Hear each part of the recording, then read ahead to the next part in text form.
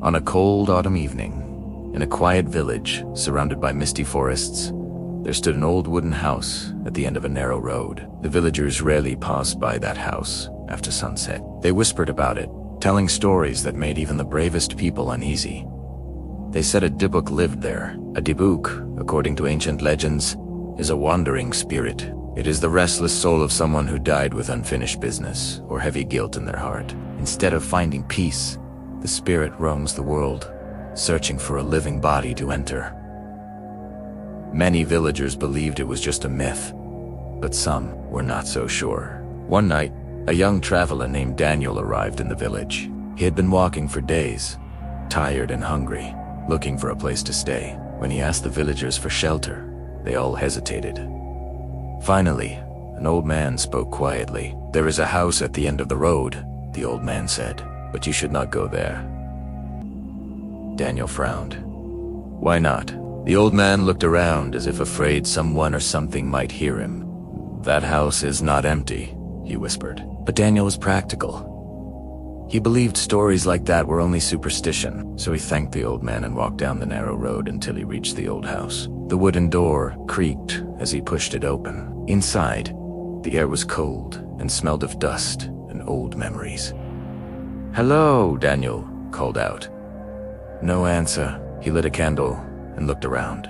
The house seemed abandoned. Broken chairs, old books, and faded photographs covered the tables. One photograph caught his attention. It showed a man with dark eyes and a serious face. On the back of the photo, written in faded ink, were the words, "Elias, 1892. Suddenly, a cold wind blew through the room, even though the windows were closed. Daniel felt a strange pressure in his chest. Then he heard something. A whisper. Very soft. Very close. "Help me." Daniel froze. "Who's there?" he asked.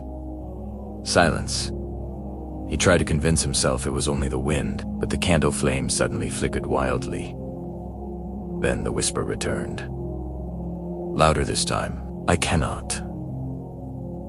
Leave." Daniel's heart began to pound. The air in the room grew colder and heavier. It felt as if someone unseen was standing right behind him.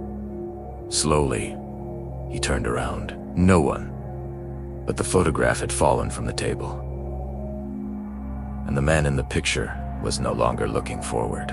His eyes were now staring directly at Daniel. A sharp pain shot through Daniel's head. He dropped to his knees as strange thoughts flooded his mind, memories that were not his own.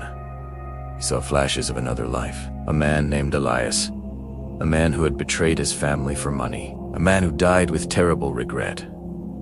A man whose soul could not rest. Daniel gasped as the whisper echoed inside his mind. "I cannot leave unless someone carries my burden." Suddenly, Daniel understood. The Dybbuk did not want to haunt the house. It wanted a body. His body. The pressure inside his chest grew stronger, like icy fingers reaching into his soul. Daniel struggled to breathe. "No," whispered. The wind roared through the room. The candle went out. Darkness swallowed everything. And in that darkness, two voices fought for control. One was Daniel. The other was Elias. Then, suddenly the front door burst open.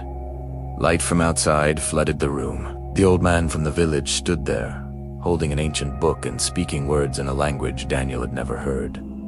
The air trembled. A terrible scream filled the house. Not human, not alive. The old man continued the prayer, his voice steady and strong. A shadow rose from Daniel's body like black smoke, twisting in pain. For a moment, the shadow formed the shape of a man with hollow eyes. Elias. Then the shadow shattered into the night like dust in the wind. The house fell silent. Daniel collapsed onto the floor, gasping for air. The old man helped him stand. "It is gone," he said softly.